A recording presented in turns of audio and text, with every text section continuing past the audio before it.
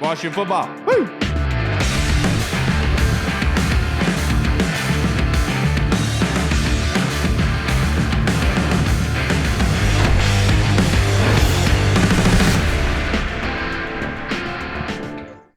Hello, everybody, and welcome to the Burgundy Zone. I am your host, Kyle, and I am joined by my two co-hosts, Michael Hall and Michael Reed. Michael Reed will be back momentarily, but we are joined again by one of our favorite guests, probably our biggest guest that we first ever had on this show, Zach Selby of the Washington football team. How are you doing tonight, Zach? I'm doing good. I'm doing pretty good. Just another busy day in the world of Washington football team. I think it's pretty safe to say I'm a friend of the pod now, right? Yeah, of course. Yeah, absolutely. Yeah, since day one. Yeah, you're day one, Zach. You're day one, absolutely. And there's been a lot, like you said, there's been lots of news regarding the Washington football team. It just seems like every day there's something new to talk about, another player to hypothetically think about. But one that happened yesterday was Cam Sims being tendered by the Washington football team. So he's getting a shot back on the team. Was that surprising to you at all? No, not really. I mean, this team really likes him. The coaching staff has really been impressed with the way that he's been able to handle himself, and this coaching staff has really embraced the idea of if you want your opportunities, go take it. And Cam Sims is the embodiment of that in a lot of ways, because he started out really primarily a special teams guy, and then they gave him a chance. I think it was against the Giants, and he wows them, and then he pretty much from that point on becomes a mainstay of the offense. He was a solid number 2 guy opposite of Terry McLaurin, and had several big moments in the Steelers game for one. My God, that was very impressive. So, I mean, the receiver position they're probably going to go through some changes this year. At least that's what some people hope that it's going to do. But I think Cam Sims at the very least deserves to be part of that equation next year. Yeah, no, I 100% agree. Definitely had some big moments. Obviously, the big news that broke earlier this week was Brandon Sheriff. They slapped the franchise tag on him. Were you surprised about that? And do you possibly see them getting a long-term deal done in the future? Well, I do know, Mike, that they want to get the long-term deal done. That's something that the franchise tag gives them the opportunity to do, is that when it locks them up. Because $18 million that everyone says is up there for any player in particular. But at the same time, like, Brandon Sheriff has been pretty damn good for most of his career. I mean, he's been in the Pro Bowl 4 out of 6 years, first team All-Pro last year, and that was even going on IR early in the season as well. I mean, I expect they're going to try. I think that's what both sides want to do. Sheriff has said he wants to continue his career in Washington, wants to end it in the Burgundy and Gold, which we all hope that he does, honestly, because my God, he's amazing. But I mean, yeah, no, it didn't really surprise me because of how much the coaching staff likes him, and he really is. He's the guy that's embraced the whole Ron Rivera mentality. It seemed like it was a natural fit when Rivera first came in here last January, and that seems to have been true in every sense of the word. Yeah, then you're 100% right about that. I've talked about on last pod. It seems like every picture Brandon Sheriff comes out with when he's hunting, duck hunting, or with his kids going out looking for deer antlers, that he's wearing the Washington football team sweatshirt still to this day. And carrying a Busch Light with him. Yep, Busch Light. Just like my buddy James, absolutely loves the Busch Light. Now, another player that was tendered was Kyle Allen, and we all kind of figured that Kyle Allen would be returning to the football team, even though he was going to be a possible restricted free agent. What do you think this means for Kyle Allen? Because, Taylor Heinicke wasn't signed until after the Matthew Stafford botched trade proposals that Washington had and the Jared Goff proposal. So I kind of thought that meant that there was going to be a quarterback competition. So do you think that Kyle Allen is going to have that ability?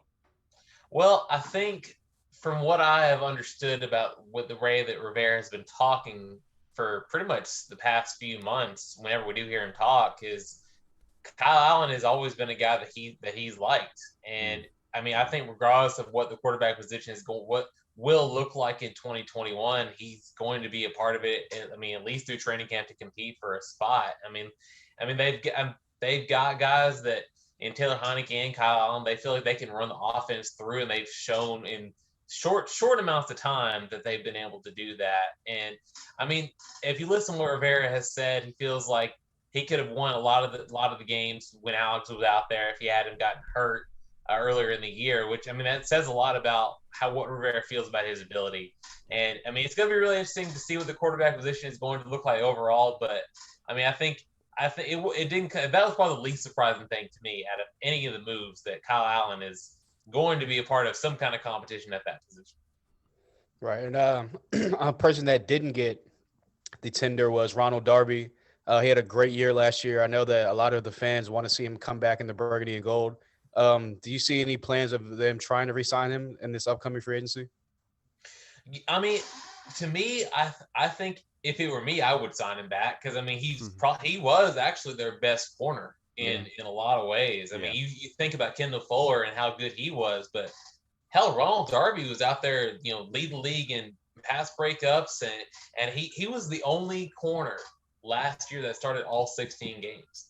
I mean, the amount of question marks about Ronald Darby's durability, given his injury history, were there whenever he signed from the Eagles last year, and he answered all of them, but pretty much with about 50 exclamation points in my eyes, because I mean he was one of their most consistent corners, and he was one of the better corners in the league. And even though he probably doesn't get a lot of the attention, to me, I think he should be part of it. I know they definitely like him because of his ability and he seems like a very team guy. I mean, whenever we get a chance to talk to him, he's always about doing what is best for the defense. And I think Jack Del Rio really likes him a lot as well. So we'll see what happens with him. I mean, it's going to be a wild couple of days since legal tampering begins on March 15th, but who knows? We'll see what happens. Yeah, one of the other things that gets thrown around, especially in the national media, is the need for left tackle for the Washington football team. I mean, there's even been articles saying that linking Russell Okung to the Washington football team because of Marty Hurney brought him in with Carolina last year, and now Marty's here. Do you think that there really is that big of a need for left tackle on this football team right now, given with how well Cornelius Lucas played last season?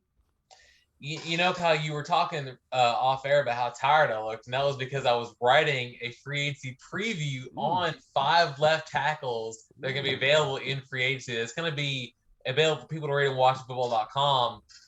Technically, it's available as the time of this recording, but it'll be sent out to the masses on social media on Friday. But I mean, Russell Okung was definitely on the list. I mean, because he's been to 2 Pro Bowls, and he's been one of the most consistent players available, but you also have to look at the other, and there's not that many left tackles available this year. But if you look, I mean, Eric Fisher was a guy that was just recently released this morning, and I mean, Alejandro Villanueva is also a guy who's started every game for the past 5 years, which is, I mean, that's pretty impressive. And military veteran too. Yeah, exactly. I was gonna put this in the story, but I decided not to because it sounded corny. But I mean, Rivera likes to put in a lot of military practices into his culture. So I mean, maybe the transition will not be as jarring as it would be for other players. I don't know, but I mean, I think any of those players would be really good fits. And I mean, the thing about it is you have Sadiq Charles, and what they saw it in them. They liked it. They liked the 4 snaps that he had in the regular season, and then what they saw in training camp, which we in the media were not able to see because they were in the bubble.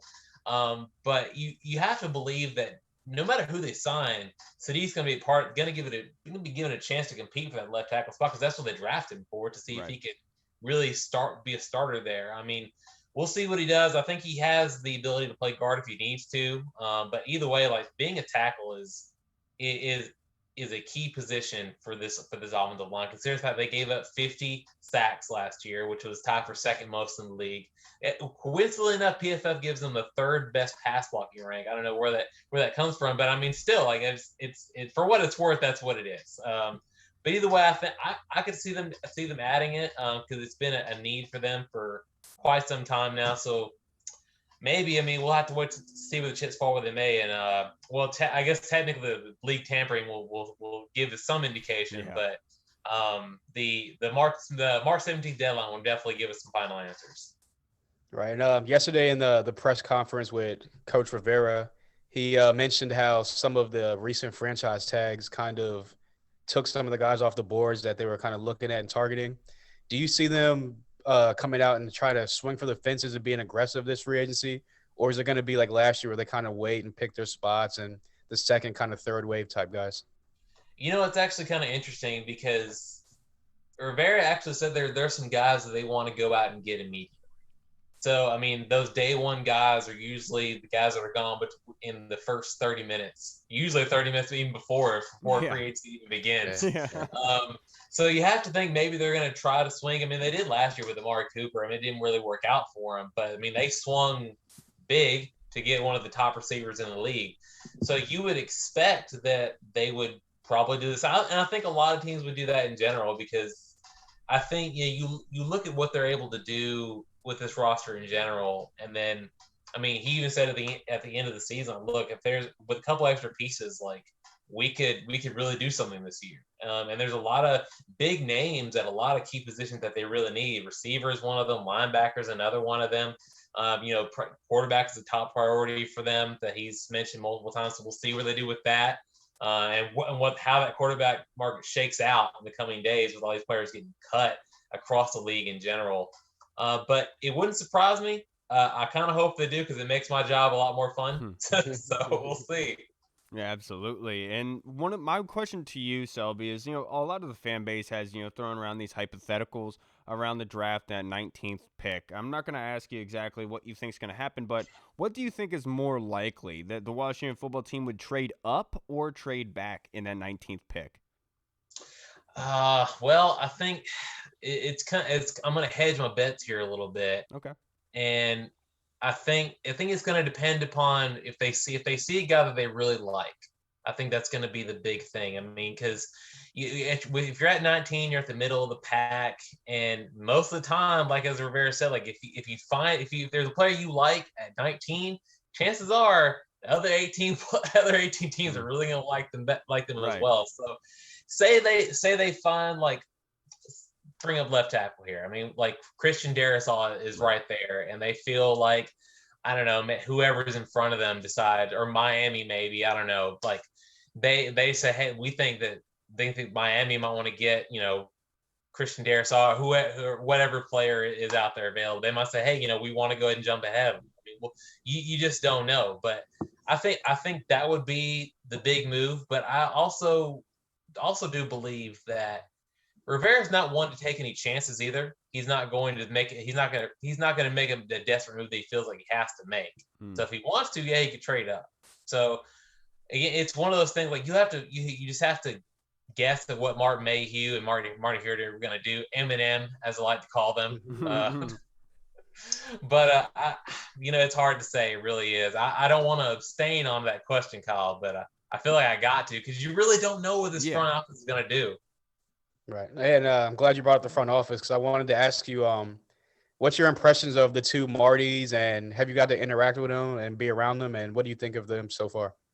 My extension of the interaction with Martin and Marty is about as much as everyone else has been, which is just seeing them for an hour on the introductory press conferences. But it seems like they really like to work with each other. I mean, they kind of have a little bit of a weird history together, where Marty was with Washington whenever Martin was a player, and then they've interacted a lot since they've both been in GM roles over the course of their career. It seems very collaborative, and I think that's the way it's going to work out, because everybody answers to Ron essentially. It's like a tree essentially. You have Rivera at the top, then you have maybe like Martin and Marty as the two top ornaments on the Christmas. I've had Christmas on my mind for some reason. I don't know why, but I've just had Christmas on the mind. So you have the best ornaments on the tree, and Martin and Marty, and they seem like they play really well with each other. Marty is more of like a guy. He's an old school guy. He likes to watch the film. He likes to look at the players, and Martin is more of an updated sort of GM. So and that's a good mix, I think, because you look at the analytics people, and you look at the people who are just so dedicated on saying the tape don't lie, but it's usually ended up being a mix of the player of those two different philosophies that end up making the best rosters. So to me, I think the best way to go forward with that is just let them do what they do, almost like a tag team in a wrestling ring. Just if they need to use analytics, get someone else in there. Need some tape, get Marty in there. So it's a good little tandem, I think. So Zach, let me ask you: are you a betting man at all? Everyone's been asking me that recently, and honestly, I try to be, but I'm really bad at it. So let me, if you could bet, what position do you think the Washington football team would be their first pickup in free agency? I think linebacker. Honestly, I do, because Do you have anybody in mind? Anybody in mind? Well, I actually also wrote another story that you can find on watchfootball.com about about 5 linebackers available in free agency. Look, I'm writing all the time. I write at least a story a day. I'm giving the people what they want, right? But a guy that I spent a lot of time watching, and this is probably going to be a little bit of a cop out since I'm from Tennessee. I like Jayon Brown a lot. He's been a quality player to me. I mean, the things he's able to do in the passing game. I mean, he's had 8 pass deflections in the past 2 years each, and he's had 3 interceptions in the past 3 interceptions in the past 3 years. And then he's had 4 forced fumbles. I think he's been a quality tackle, tackled over 330 tackles over the course of his career.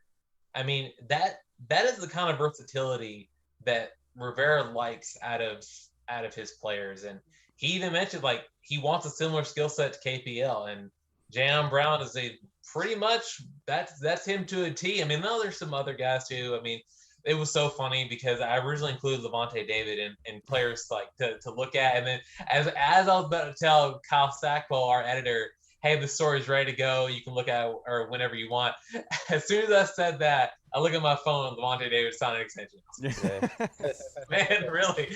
But I mean, if you look at like Bud Dupree, for example, would add a lot of quality pass rushing ability to an already incredibly impressive pass rushing unit. And then you had KJ Wright, another seasoned veteran who spent a lot of time in Seattle. So any of those guys can add a lot of different skill sets to me.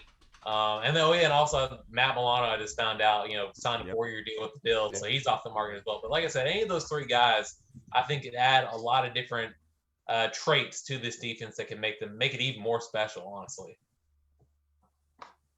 You got anything else, Hall? No, you got anything else? Yes, I do actually. So there has been some theories thrown around, Zach, and that was with Jonathan Allen. Do you expect that he will get a deal done for an extension with the Washington football team this offseason? Jonathan Allen deal. I think it's going to depend a lot about what he does this year. I mean, they've been really impressed with him, honestly. I mean, he's been one of the, in my opinion, he's been one of the most underrated interior defensive tackles. Yeah. For 100% for certain. He's a Ron Rivera guy. If you had like the makeup. He was a Rivera guy before he knew he was a Rivera. Yeah. he was that. You actually saw him at Rivera's introductory press conference, front row with his wife, and you see the look on his face like, yeah, I'm about this life. I can totally buy whatever he has to say. But I think John Allen has been a leader on this defense for several years, and he's been impressive. What he's able to do, even when he doesn't get sacks, and the pressure he's able to collapse the pocket, has been something to behold in a lot of ways. So we'll see. I mean, I think in a contract year, I mean, if you put up some good numbers in a contract year, it's going to make it really hard for them not to say, well, let's consider see what they do, see if we can get him locked up, because it would be hard for me to imagine a defense without Jonathan Allen in burgundy and gold. So. That's another reason why I'm so excited about this 2021 season. Aside from the fact that we could potentially, who knows what's going to happen with the COVID restrictions as far as fans go. But I mean, honestly, I miss football so much. No, I'm right there with you. Honestly, like, and to bring it back to Christmas, free agency is like Christmas to me. It's the best time of the year outside of the regular season. But even then, the season dwarfs in comparison to what free agency is, and I can't wait, because I really do think this, like Rivera said, I think this team could really make some moves, and depending on what happens in the NFC East, they could be a contender to be not just get past the first round of the playoffs, but I mean maybe get a couple rounds later in there. Who knows? That's what I'm talking about, Selby. But before we let you go, there's one player that linked to your Tennessee guy, Jonnu Smith. Do you think Jonnu Smith is on their radar and he's high on their list? He's on my radar. He's on my radar. I've been raving about him. Jonnu Smith is awesome. He really is. And not only is he a really good receiving tight end, but he's also a very good blocker. I mean, you have to be in a Derrick Henry-led offense. Right. I mean, him being hurt and him missing a large chunk of the season really hurt that Tennessee offense, in my opinion. I think that's one of the reasons why they didn't advance further is because Jonnu Smith was not on there, because you had A.J. Brown, you had Corey Davis, who's also a free agent, and then you have Ferkser and you have all these other guys. And the Tennessee's offense is very tight end heavy. So they use a lot of different rollouts, a lot of different tight end screens, and they like to attack the middle of the field with their big wideouts and tight ends. And Jonnu Smith was able to do that a lot. And he would really be a really good pairing with Logan Thomas, because you have something similar to a 2 tight end set. And I guess you could compare it to what they had in San Francisco, even though Kyle Juszczyk is a fullback. They use him as a tight end and a wideback sometimes. So you have that pairing. It will be pretty similar in my opinion, because honestly, Logan Thomas was also an underrated player. He should have been in the Pro Bowl. He was a snub. Just going to go and put that out there. In my opinion, he was a total snub.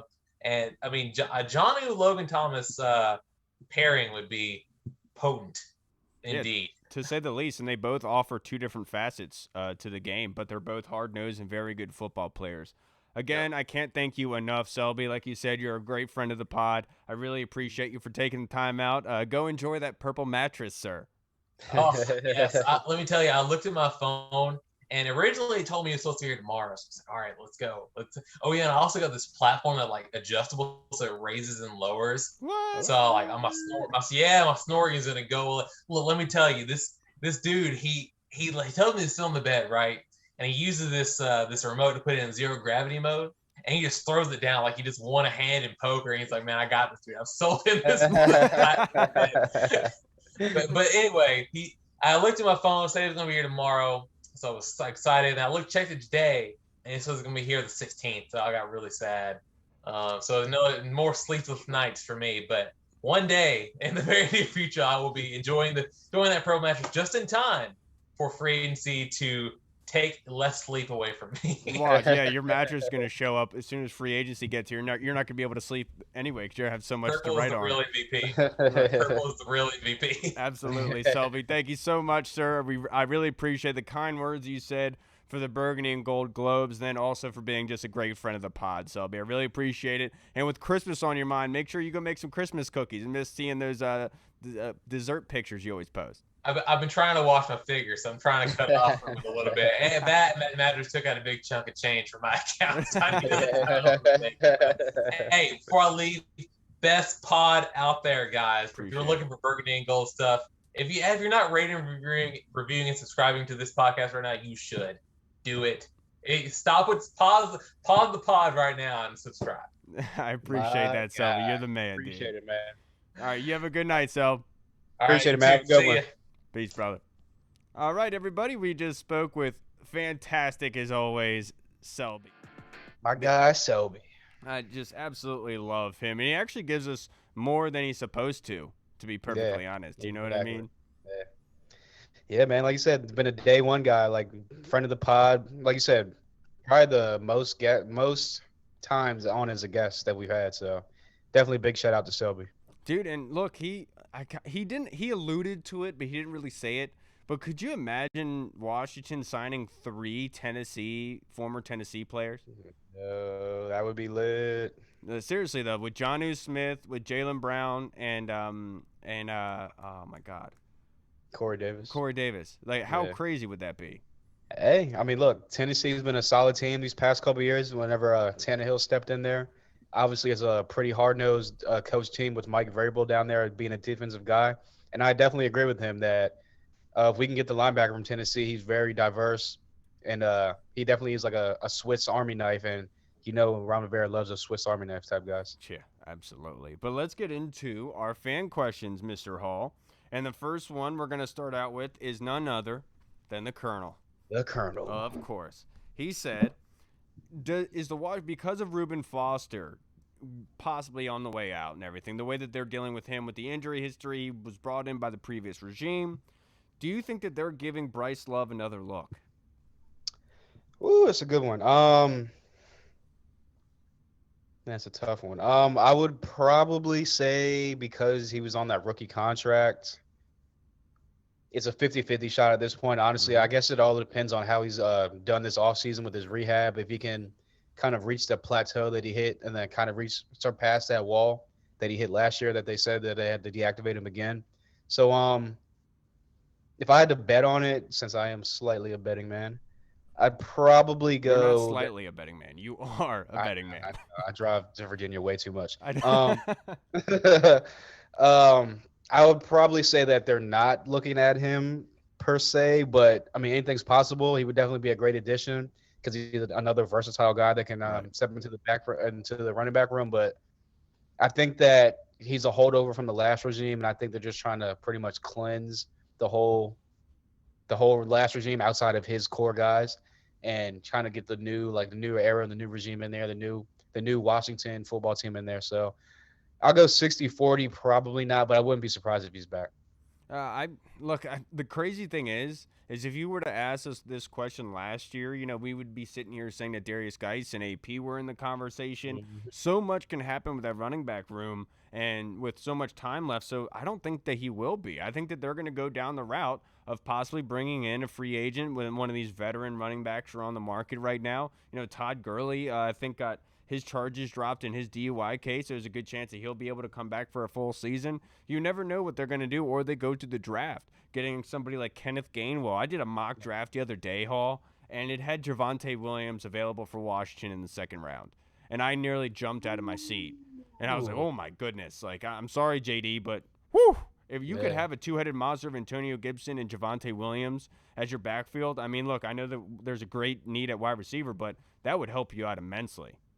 Hey, I'm a big Javonte Williams guy. I loved him during the football season last year. I loved him in the Senior Bowl.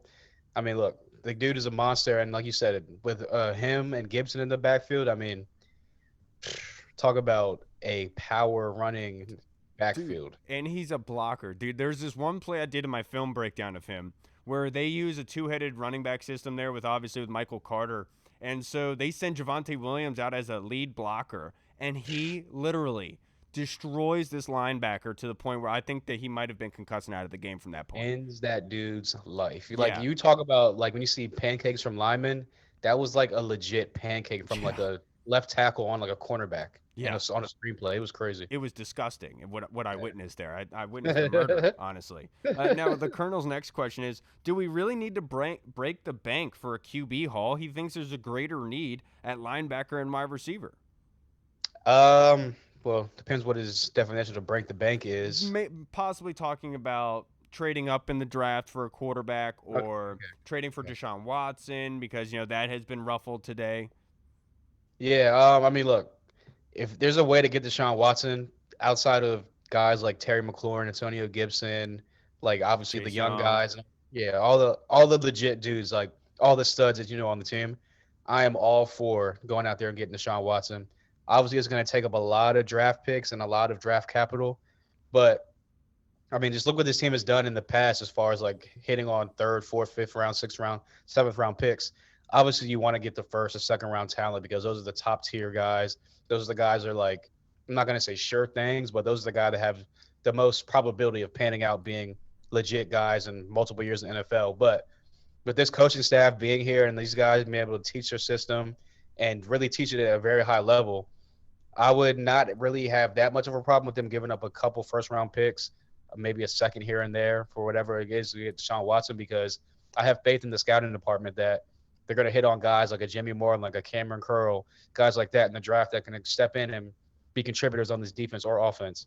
So with that being said, that was the only way I would break the bank, or I would pay mid-level break the bank, if you want to call it that, for a guy like Jameis Winston if he somehow hits the open market. Yeah, and in Ron Rivera's press conference yesterday, he talked about how they're not desperate. As everyone keeps saying, Washington football team is desperate for a quarterback. Look, they are looking around the league, but it's not like they're starving for it. What they did with Matthew Stafford is once it got more expensive than a first and a third, they bowed out. They said, all right, I'm out of here. They even called about Jared Goff. That was reported the other day, in which we all figured that, look, they are literally linked to every single quarterback listed. And I think that they're going about it the smart way by saying, there's no reason to mortgage our future on it. Now, is there a way that they can keeps a lot of their assets and get these quarterbacks, I think that's what they're going to be interested in. Now, I've been adamant in saying that ever since they signed Taylor Heineke that they would not be trading up for any of these quarterbacks in the draft, and they wouldn't be going after Watson. But, I mean, if the price is right and, like, maybe, let's say in the draft,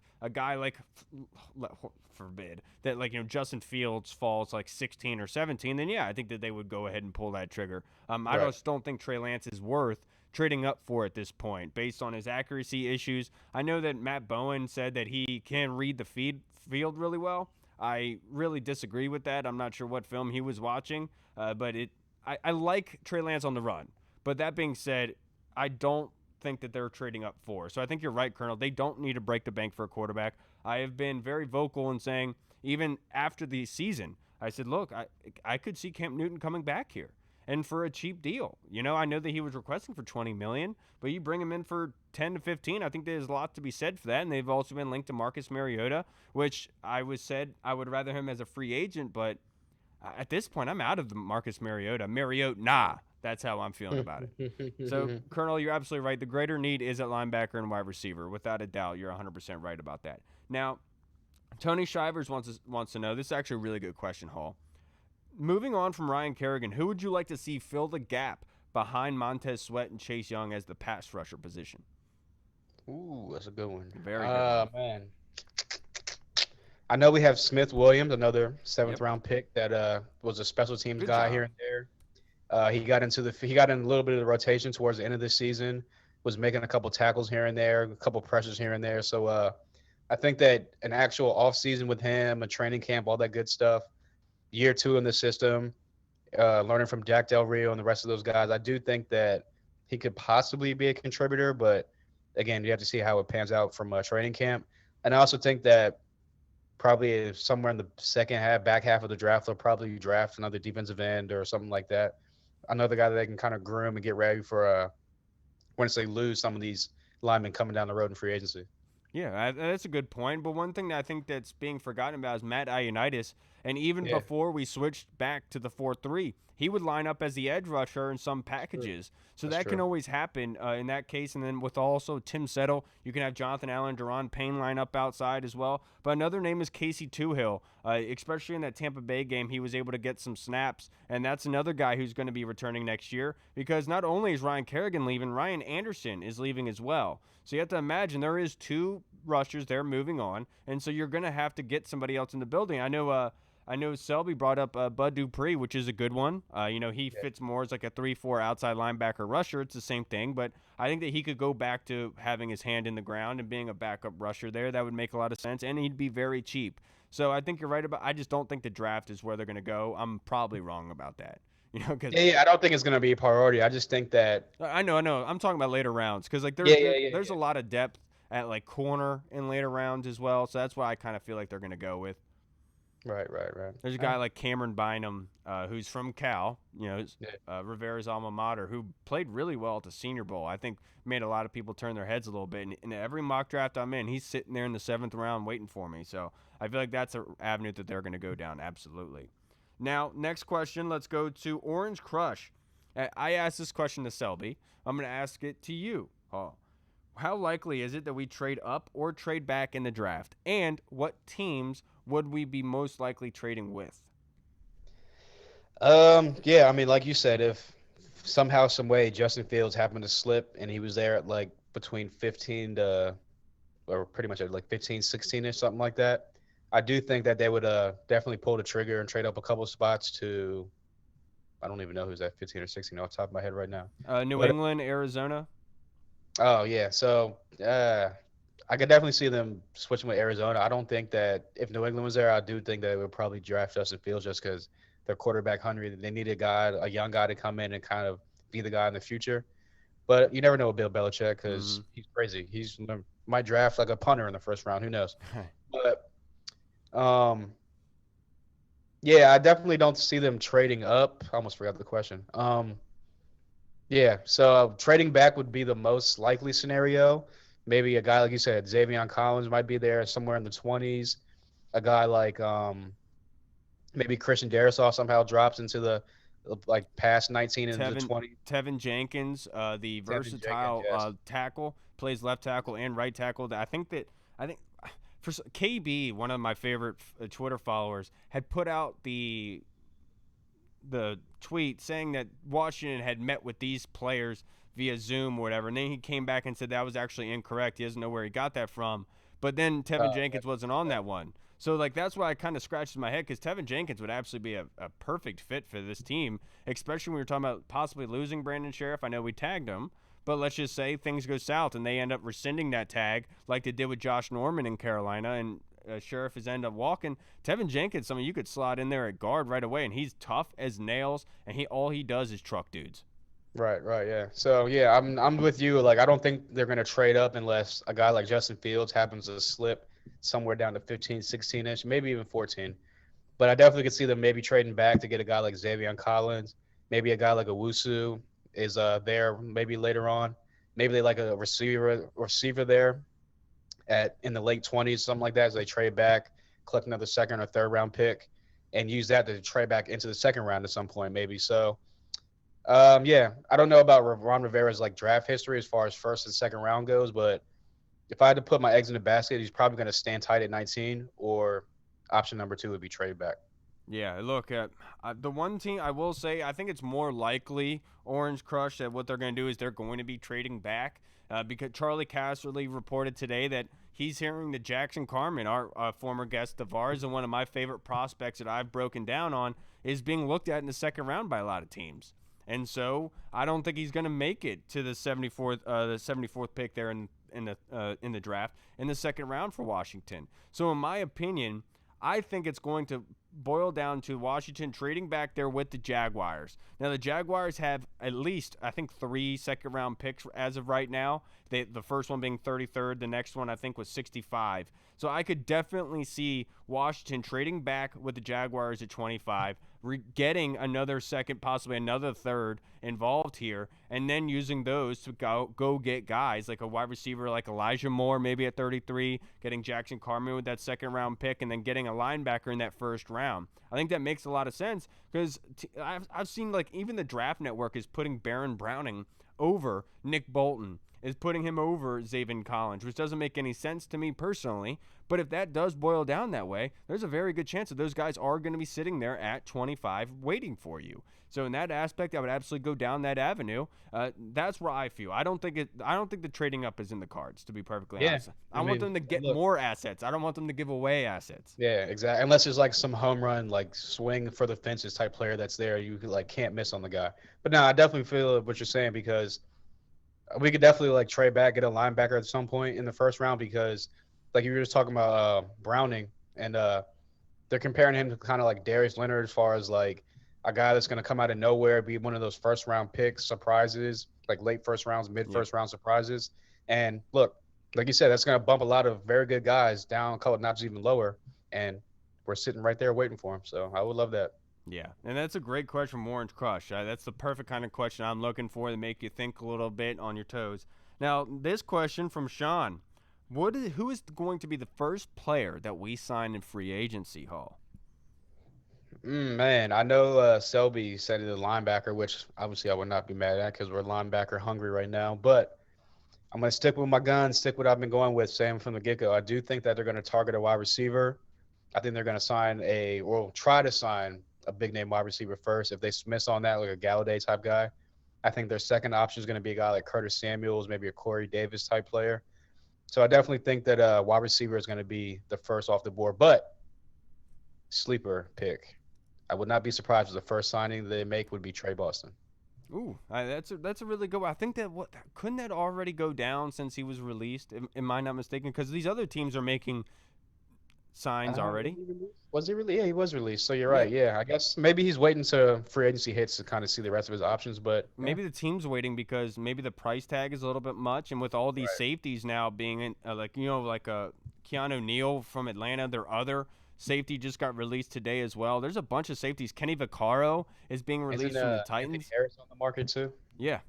So there's a lot of safeties out there. You're right. Plenty of safeties for the Washington for the taking. Now, the player that I think they're going to sign in free agency off back is Nicholas Moreau, the linebacker from the Raiders. He was an undrafted free agent. He was brought to the Raiders in 2017. Guess who their defensive coordinator was in 2017? Yep. Was Jack Del Rio. And last year in 14 games, he had 73 tackles, 3 sacks, 9 passes deflected, and 1 interception. I think he's the kind of guy that they're looking for, sitting at 6'1", I think 240, if I'm not mistaken, is what he's sitting at right now. So I think that he'd be, or 6 foot, 225. So that's the kind of 4-3 linebacker you're looking for. Can cover a lot of ground, is a good tackler, and could fill right in. And especially with Jack Del Rio knowing what this kid is all about, having the work ethic, being an undrafted free agent, I think that he could be a cheap option that not that many people know about. You could plug him right in and could have a year, kind of like Logan Thomas. So Nicholas Moreau for me, Sean, I think that would be the first signing from them, without a doubt. Now, Tony Franchise's question is there any chance, Hall, that we could bring in Richard Sherman to play free safety? I mean, I'm not going to say no because there's always a chance that it could happen. But if I was going to put my money down on it, I'd probably say no. I know the video surfaced of Landon Collins working out today, lifting weights and stuff like that. So just for him being such a big cap hit, I do think that they're going to try to still work him into the plans. Like you said, like we were talking about, kind of playing that Rhino position, him and Cam Curl kind of swapping out. And I do think that they will probably sign a free safety in free agency, but I don't think that it'll be Richard Sherman transferring to free safety from corner. No, and I kind of like brutalized that question for you, Tony, because we just talked about how many free safeties are in free agency right now getting released. And so there really is no reason to bring in Richard Sherman to play free safety. Now, there's one player I have theorized and talked about is possibly playing free safety for them coming from corner, and that's Patrick Peterson. I think Patrick Peterson is still a great player, one of the smartest in the league at the corner position. It's just his footwork is not there like it used to be. He's not as quick and agile, but he would be huge in that back end, being able to cover a lot of ground, where that's the difference for NFL players when they transition from corner to safety. It's all because of footwork, and that's all it's about. And with Patrick Peterson playing with so much football under his belt, he'd be kind of not biting, on deep throws and stuff like that, playing from free safety. Now, it's a guy I would really like to see if he'd be willing to do that, to be perfectly honest. That's a really good question. Now, yeah, Scott, I'd love to see him kind of in that D Hall role. I'm saying whenever D Hall switched from safety to Will Blackman. Safety, yeah, Will Blackman, exactly. So, I mean, we've had success from people switching from corner to safety on our team. So, I would not be mad at that move. No, not at all. Now, Scott Hartley, the Inquirer, he has a question for us. After Ron Rivera's presser, do you feel we will draft a QB or we'll find one in free agency? I'm going to go with both, but I will go with, as far as making a contribution this year, I will go with free agency. Okay. Yeah, I agree with you. I think with them bringing in Kyle Allen, making sure that he's tendered, bringing back here, that gives you the 2 spots. Now, I've said from the get-go, as soon as they signed Taylor Heinicke, that meant that they weren't going to be trading up and everything like that because there was going to be an open competition. And whatever quarterback we were going to look at, it was going to be in free agency, a veteran that they could bring in for a competition. Now, there's one player that comes to mind, and that's Cam Newton, in my opinion. They have the relevancy between one another. And I know everyone talked about last year and how bad he looked. I know. But Cam Newton had his best year under Scott Turner's dad, and that's the kind of offense I think that they're going to kind of use Cam Newton. They're not going to use him like they did before. And so that's where I could kind of see where they bring him in and say, look, if your shoulder isn't the way it used to be, then fine. You can sit on the bench. We'll have Kyle Allen or Taylor Heinicke run everything, or he can win the job outright. And I think that's the kind of person that you would bring in for a quarterback competition personally. And that's just me. I know. Yeah, I mean, only reason I wouldn't say Cam is because he's such a high-profile guy, he's Cam Newton. He's a superstar in the league. I just don't think there would be a competition. It would literally be, all right, Cam. There'd be a competition. Oh yeah. But it would be Cam's job to lose at that point, pretty much. You know what I'm saying? Oh yeah, 100%. That I wholeheartedly agree with you. I think that's going to be the case for whatever veteran QB they bring in, where they're going to have the nod, but it's still going to be a competition that they could easily win it out based on how they played last year. Ron Rivera's had a lot of confidence in Kyle Allen, saying that he thought that he could have done what Alex Smith did during that 6-game stretch, going 5-1. And then Taylor Heinicke showing out. I know they both got injured, but it kind of shows that I think Ron Rivera is being truthful when he says, my biggest mistake last year was not having a competition, just giving it outright to Dwayne. And so, yes, I agree with you that most likely if they brought in a guy like Cam, that it would most likely be his job to lose. But I do think there is a big pushing for Ron Rivera to making sure these other guys do have a chance to do it, is all I'm saying. Like, even if they bring in Marcus Mariota, I still think he's going to have a leg up, but there's a really good chance that those other guys could take it from him. Right. Yeah, I agree with that. All right. And then what best free agent picks are remaining, Hall? Just overall? Yeah.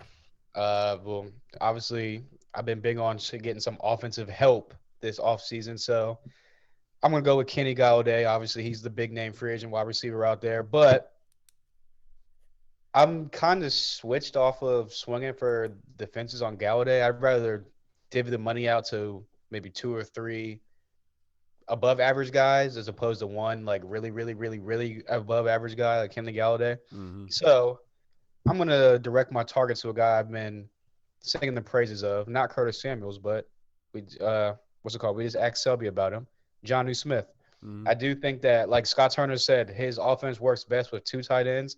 And like Selby said, I do think that Logan Thomas, being as versatile as he is, and also Jonnu Smith being as versatile as he is, and also a speed guy that can stretch the field and work the middle of the field, I think that would be a very, very, very potent combination for our offense. Yeah, you're absolutely right about that. For me, I think it's Anthony Harris at this point at the free safety spot.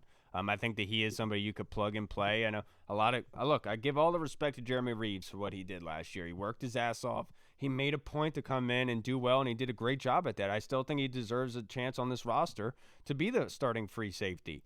But right now in free agency, I think Anthony Harris is number 1 for that in that list right there. I love Kenny Golladay and everything. I just don't think that we really have a chance in being able to get him, to be perfectly honest. I think with everything going on with Brandon Sheriff, that $18 million cap hit, bringing it down to $36.9 million as of right now, I think there's going to be a lot of reluctancy from the Washington football team and paying top dollar for one of the best guys out there. So for me, it's Anthony Harris. I think with all the free agents, free safeties that are out there that we've talked about many times already, I think that he's somebody you could actually get on a relatively cheap deal, and he would give you a lot of production, and not many people are remembering.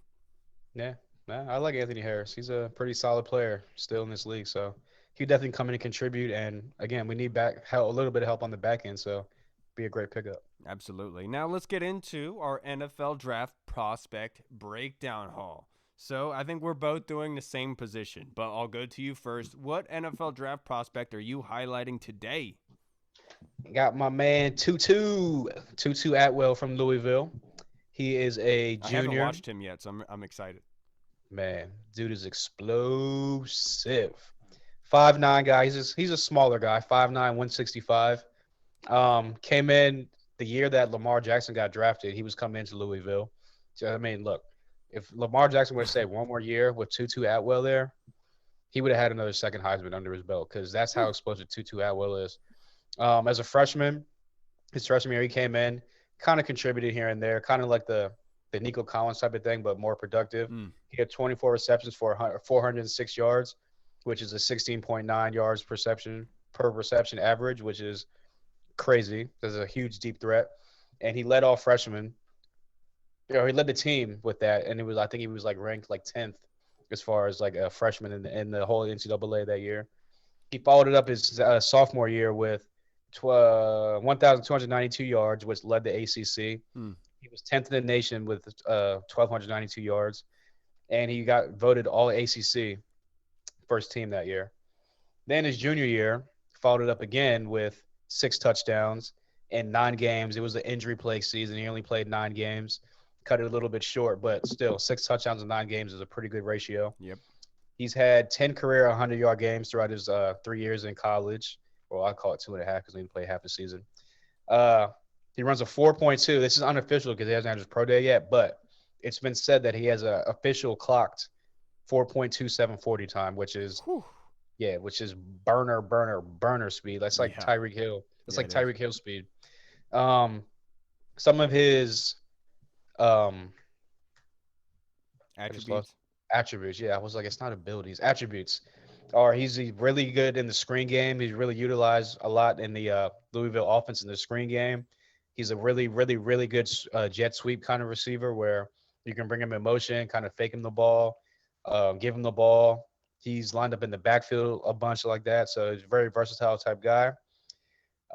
He's a willing blocker, even though he's 5'9", 165 pounds, which is you find a guy 5'9", 165. Holy hey, crap! he's sticking his head in there, getting blocks and stuff like that. So you got to love a guy like that is willing to go out there and put his body on the line for a running play when he plays receiver. That's like Cornelius Lucas's left cheek, dude. Yeah, I know, right? It's like the size of his calf. Right. But yeah, some of his negative attributes are, since he's a smaller guy, he's easily knocked off of his route. But obviously, you can scheme around that, put him in motion, line him in the slot, kind of like have create that separation distance off the ball right. with the cornerback or safety. Obviously, he's a mismatch nightmare if you put his safety on him. He's very limited in his route tree, and that's only because the offense he played in at Louisville is not really a run 1, 2, 3, 4, 5, 6, 7, 8, 9 routes on the route tree. It's more of a run 3 to 4 at the max of the route tree. But I do think that if he goes to the right team, the right system, the right veteran receiver in that room, he can definitely work on his route running, become more polished. An example would be Tyreek Hill. When he came into the league at first, he was like kind of just a punt return guy. He was more of a gadget guy. He was like more of a just run a deep go. I'm just going to chuck it up to you. Over the past like maybe year or two is when he started running more routes, got refined on the route tree, and has become maybe that really elite receiver in the league. So I'm not going to say he's going to turn into Tyreek Hill, obviously, because Tyreek Hill's one of a kind. I will say that my comp to him was, I think he will be what John Ross was supposed to be. Yeah, a speedy guy that can stretch the field. He can line up in the backfield. Speaking of free agent wide receivers, yeah. Yeah, exactly. Special teams, you can put him on special teams, run back kicks and punts. And like I said, you can use him in the screen game, the jet sweep game. So I definitely think that he's probably, I think he's projected as like a third, like a day two, a late, what did I put down? An early day 3 guy or a late day 2 guy. So look for him to go maybe like rounds 4 to 5 at the latest. I definitely think he'll be an attribute for any team he gets picked up on. Dude, there's so much depth in at wide receiver in this draft. It's absolutely insane. And I'm going to stick with wide receiver. I'm going to go with one I did a film breakdown not too long ago, and somebody that has been linked to Washington football team with a bunch of mock drafts being Kadarius Toney, sitting at 5'11", 193 pounds. He, last year in 2020, with Kyle Pitts, being the number one option on that offense, he had 70 receptions, 984 yards, a 14.1 average per catch with 10 touchdowns. And then he was able to rush for 19 times, 161 yards, and 1 touchdown. The guy is used all over the field. When you talk about a gadget guy, he's used in multiple assets. He's used in the screen game. Florida even used him as a running back in pass sets, and he was able to rub off of that using wheel routes and then the check routes that he's able to do like Kenneth Gainwell did. This guy is explosive. And the crazy thing about Kadarius Toney is one of the bad things about him is his route running and possibly off the field issues. But even with his route running, the dude is amazing athlete and being able to run through tackles. Being at 5'11", 193, you would imagine that it's easy to bring that guy down. When you put on his tape at Florida, he is running through tackles. He is using his body to slither through tackles and run through. It's amazing what he's able to do. There was one play that went viral when he ran a slant route and completely made the corner fall on his rear end. The dude is legit. And I think that that's somebody that Washington should look at.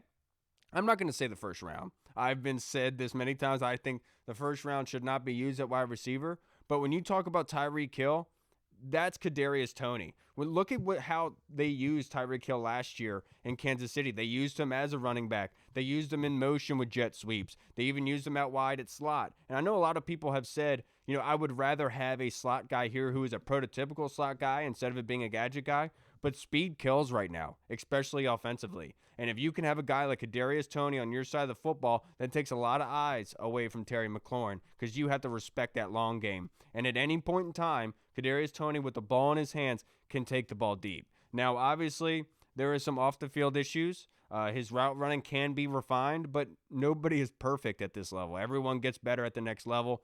I think if you're going to really be sure on a guy and you're going to say, I have to choose between Kadarius Toney, Elijah Moore, Rondale Moore, Rashad Bateman, I'm going Kadarius Toney if he's available. I love Elijah Moore a lot. I think he's a little bit better, but Kadarius Toney is going to be a force to be reckoned with as long as he can stay healthy to the next level. The fact that he was able to nearly put up 1,000 yards with Kyle Pitts on that offense, I think that speaks a lot about his play. I think he's going to be a force to be reckoned with, without a doubt. Yeah, they had I think he's the in-game announcer for the Gators come on or maybe he's a reporter. I can't really remember which one it was, but he reports on the Gators. And he came on JP Finley and B. Mitch's show on 106. And he literally was like, he's not seen a more explosive player other than Kadarius Toney since Percy Harvin at Florida. And look, people talk about Percy Harvin being a legend as far as like at Florida, his athletic ability, how good he was, stuff like that. So, I mean, if you're getting compared to a guy like Percy Harvin, who obviously in the first couple of years of his career was on a great trajectory, started having the migraines, injuries, all the off the field stuff kind of flailed off. But if you're getting compared to a guy like that, I mean, it's only bodes well for you going to NFL. Yeah, absolutely. And look, I would absolutely love him. I think he was even used on kick and punt returns as well. So you can use him all over the field. I really like Toney's film. I know that everyone has something to say about it, but look, I just think the guy's a football player. He's always falling forward. He doesn't get knocked onto his butt. He's even a willing blocker at times. There's one play I highlighted where he goes up and hits the corner, and the corner flies back a couple yards on a run play because he wasn't expecting it. And that's the kind of guy that Toney is. He's just a football player. He's hard-nosed. He's tough. He runs through tackles. For a small guy, that doesn't usually happen when you have an explosive guy like that. Those traits don't usually mesh. And so I really like Toney's film. I think he'd be really fun to watch. All right. Anything to add for tonight, Hall? No, I'm just excited for next week to hurry up and start so we can get this free agency off and running, and we can have a lot more stuff to talk about. Yeah, absolutely. You know, like the days leading up to free agency that's when a lot of people agree in principle to signings and everything like that. So I think it's going to be faster than next week. You know what I'm saying? It's going to probably be on Tuesday. We're going to start hearing about all these signings. Well, yeah, the tampering is on Monday. So, I mean, pretty much you can get the deals worked out on Monday. It's just you can't really sign until Wednesday. So come Tuesday's show, we're pretty much going to have a pretty good idea of the first wave of free agents that Washington's going to have. So looking forward to it. How crazy is it that the Chiefs have cut both their tackles and their center today? That to me, like I've seen like maybe like the Eric Fisher thing coming because he's kind of getting up there in age, injury, stuff like that. Mitchell Schwartz was kind of like a shock to me because he's an all-pro type right tackle who's been dominating at his position. And then the center to go next, I was like, geez, like Austin Reeder, yeah, I was former Washington player, by the way. Yeah, that's true. I was like, damn, did like the coaching staff watch the Super Bowl because Mahomes running for his life. So you're getting rid of all his linemen now. Like, what are y'all gonna do? Good thing for them is, even though I know the cap is kind of like skewed for them because of Mahomes' huge contract. Yep. But luckily for them, there's a lot of free agents and linemen that just got cut today. So maybe they're gonna go for a little bit of a scrap heap, like assembly line type line, and just kind of super glue it together for this 1 to 2 years. Yeah, and Sean actually sent this to me, and he's absolutely right. There's 6 players on Kansas City that account for 60% of their cap number right now. Yeah, I saw that. It's like Frank Clark, Chris Jones, Tyrann Mathieu, Tyreek Hill, Travis Kelce, and Pat Mahomes, of course. Yeah. I mean, look, those are all top-end players at their position, but it's a lot of money for 6 players. Yes, it is. And look, I feel like they're going to be big draft guys in this year, getting these offensive linemen. So, look, as much as I like to say that there's a lot of offensive linemen available in this draft, there's a good chance they're going to be gone because of Kansas City. It's true. It's very true. All right, everybody. Well, we'll see you guys on Tuesday. I'm Kyle. I'm Hall. We'll see you guys then. Washington football. Whee! Peace. What's up, everyone? This is Kyle from the Burgundy Zone. We are releasing our own merch to support the show. If you want to rock the Burgundy Zone logo or you want to see Reed's face on your shirt, we got it. We're starting with t-shirts, hoodies, and zip-up. So if you're a fan of the show, make sure you snag one before they are gone. Check out the link in our bio on Instagram, or you can find the link in the description of the video. Thanks again for all your support. Until next time.